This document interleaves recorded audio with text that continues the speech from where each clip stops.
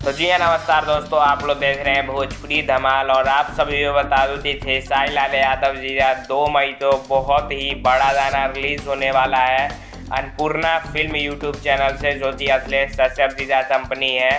और उसी कंपनी से खेसारी लाल यादव जी बहुत दिन बाद ये जाने का लॉन्चिंग करेंगे बनारस में। और आप लोग बता दूं कि खेसारी लाल यादव जी इस लॉन्चिंग में बहुत ही स्पेशल करने वाले हैं, जो कि आप जितने भी फैंस हैं जो कि खेसारी लाल यादव जी के पेज बनाए हुए हैं इंस्टाग्राम पर या फिर फेसबुक पर, और खेसारी लाल यादव जी का पोस्टर आता है तो उसे तुरंत डाल देते हैं, तो वीडियो आता है तो उसे शेयर करते हैं। वैसे फैंस तो वहाँ पर बुलाया जाएगा और उनके साथ में फ़ोटो रील्स बनाया जाएगा।